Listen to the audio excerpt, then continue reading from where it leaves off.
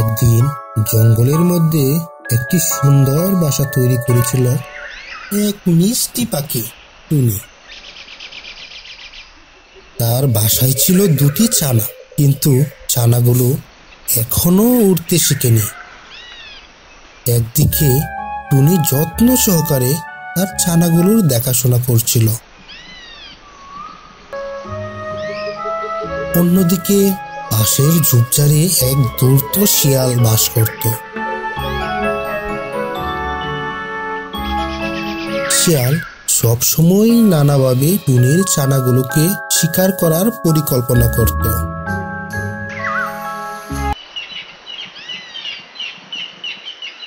এদিন টুনি খাবারের খোঁজে জঙ্গলে বেরিয়ে পড়ল। তার ছানাগুলো বাসায় একা ছিল।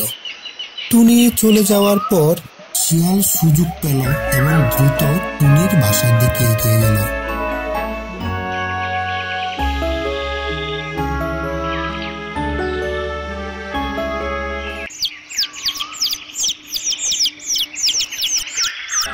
এখনই তো সময়, টুনির ছানাগুলো বেশ বড় হয়ে গেছে।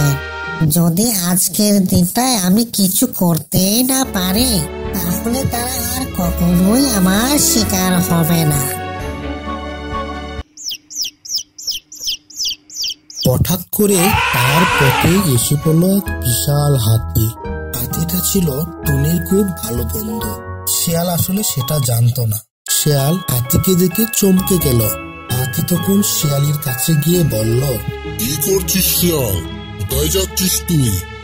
শিয়াল কৌশলে উত্তর দিল, হাতি ভাই, আমি জানি তুমি অনেক শক্তিশালী। আমি একটু তোমার সাহায্য চাই। ওই যে দেখো, ওইখানে টুনির একটি বাসা আছে, সেখানে দুটি ছানা আছে। তুমি যদি আমাকে এগুলো এনে দাও, তাহলে আমি তোমাকে অনেক বড় একটা উপহার দেব। আমার সন্ধানে এক বিশাল কলা বাগান আছে, সেই কলা বাগানের সন্ধান আমি তোমাকে দেব। হাতি খুব রেগে গিয়ে শিয়ালকে তেড়ে গিয়ে বলল, তুই এত সাহস কিভাবে পাস? টুনি আমার বন্ধু, আমি কখনোই তাকে তার ছানাদের ক্ষতি হতে দেব না। শিয়াল ভয় পেয়ে যায়, কিন্তু সে কিছুতেই হাল ছাড়ার পাত্র না। সে বলল, হাতি ভাই, তুমি তো খুবই রেগে যাচ্ছ দেখছি, কিন্তু একবার একটু ভেবে দেখো, একসাথে আমরা কাজ করলে আমাদের দুজনেরই লাভ হতো। হাতি শিয়ালের কথাই একটু নড়ল না, বরং খুব দৃঢ়ভাবে শিয়ালকে সতর্ক করে বলল, আজকের পর থেকে যদি তুই টুনির ছানাগুলোর দিকে আবার নজর দিস, আমি তোকে এমন শিক্ষা দেব তা জীবনেও ভুলতে পারবি না। শিয়াল হাতে ভয় পেয়ে যায়। সে দ্রুত সেখান থেকে পালিয়ে যায়। হাতি তারপর টুনির ছানাগুলো দেখে নিশ্চিত হয়ে বলল, যাক, টুনির ছানাগুলো এখনো নিরাপদ আছে।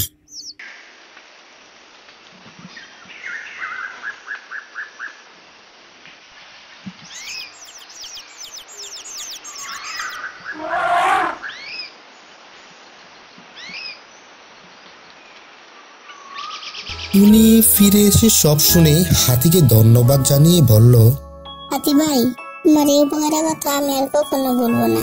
তুমি না থাকলে আমার ছানাদের আজ কি যে হতো। তুমি আমার খুব ভালো উপকারী বন্ধু। হাতি মিষ্টি করে হাসলো এবং বলল, বন্ধু হলে এক অপরের সাহায্য করাই তো স্বাভাবিক। কিন্তু টুনি, তুমি সতর্ক থাকো। শিয়াল কিন্তু যে কোনো সময় সে আবার ফিরে আসতে পারে।